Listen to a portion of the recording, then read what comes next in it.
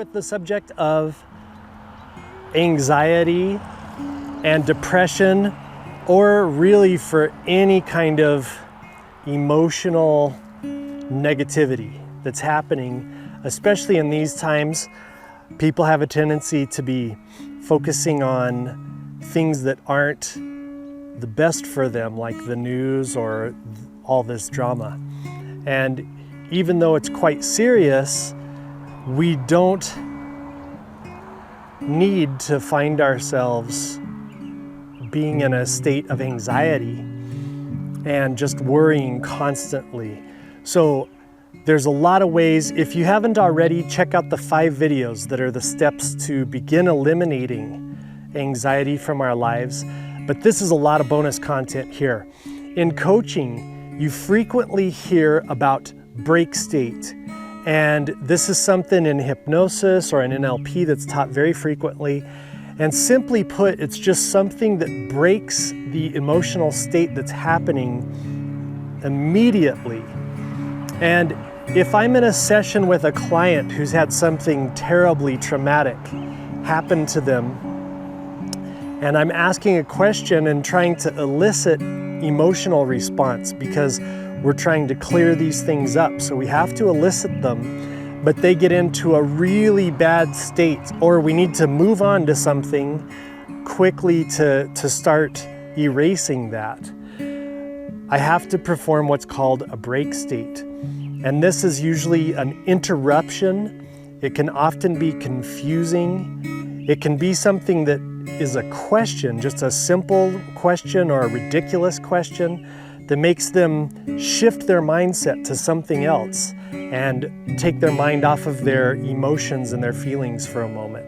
And as fast as you do that, it changes the emotional state, even if it's just for a split second. People have to return to the other ideas and the other feelings to create that state again.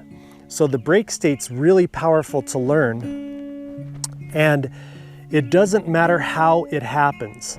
I've already taught like movement, posture, but especially breathing is a really powerful break state.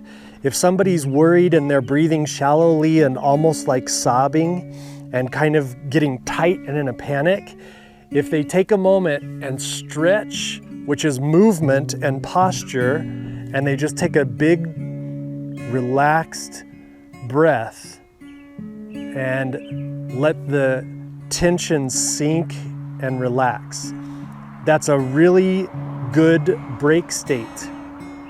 And if they continue to practice that breathing for 15 seconds, that old emotional state is chopped, it's finished. And the person has to return to those worrying thoughts and those other postures and breathing in order for that state to come back up. Emotions are a lot of electricity in the body. They run through the nervous system, the same way that a feeling like a pinch or something runs through the nervous system. And just like electricity, if we flick the light switch on, it takes a split second for the light to come on. And then the light stays on as long as the electricity is running to it. But there has to be, electricity goes in pulses, and there has to be something that is continuing those pulses for the light to stay on. The second that we flick the switch off, the pulses stop. The last pulse runs out, and the light goes off when it's stopped being fed those pulses. And our emotions and our feelings are exactly the same. They've measured an emotional state has a life of only about 10 to 15 seconds. And if a feeling or an emotion is happening longer than that, it's because it's being fed another pulse, which is often in the form of ideas or breath. And the posture and the movement is only reinforcing the ideas and the breath. So if you can switch your mind to something else, I suggest to switch it to the breathing and focus on the breathing. and you can switch your breath.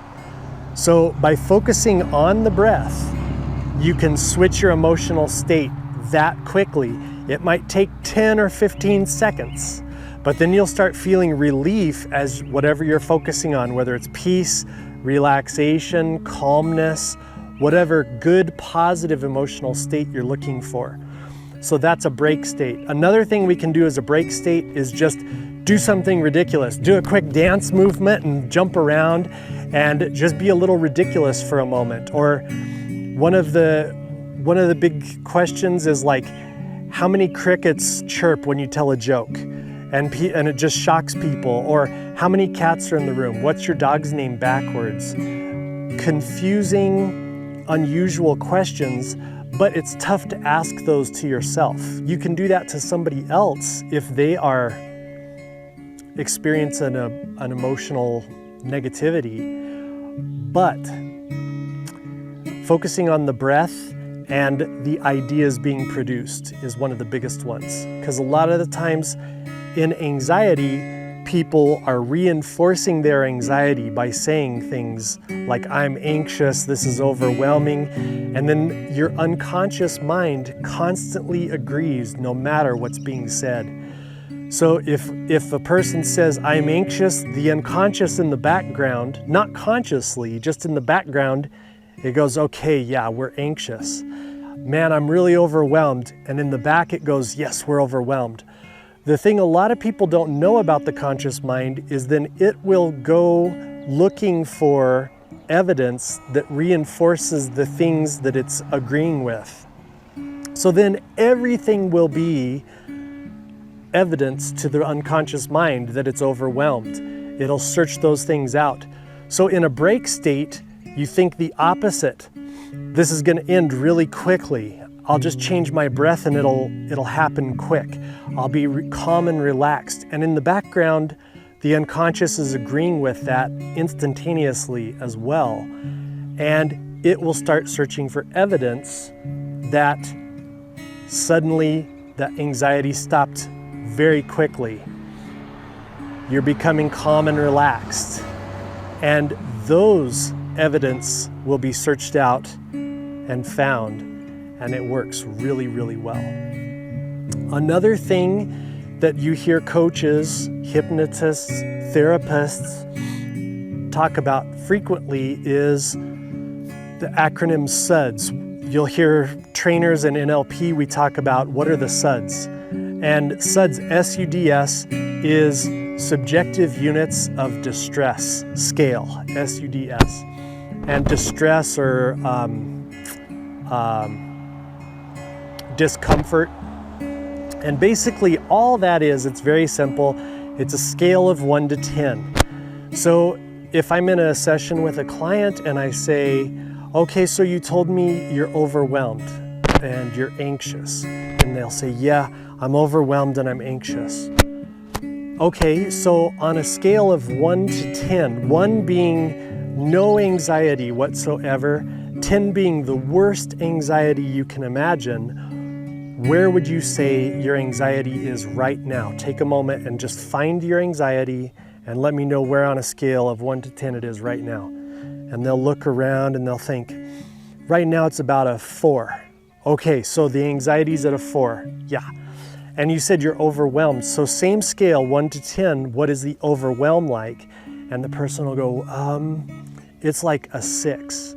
Okay, so you're feeling more overwhelmed and the anxiety is just below that at 6. And it's important to label the SUDS of feelings because when we do something in a coaching session to lower those, we have the person go, now okay, where are the SUDS now on that scale of 1 to 10? Where is the anxiety on the scale of 1 to 10? They go like, oh, it's a 3. And it was just a 4, wasn't it? Yeah, it was a 4. So it proves what we're doing is working. Now this is subjective, but we can do this for ourselves as well. If we're starting to feel anxiety, we can learn what anxiety feels like at 3, at 7, at 2, at 1, at 0. And It helps us recognize it when it starts coming on, so we can do a break state and change our state even before it's anything to worry about. But it also helps us find evidence when we're doing things that are working to alleviate that anxiety or that sense of overwhelm or those sensations of stress which build and reinforce the anxiety. So the SUDS are really important. Knowing the break state is really important as well.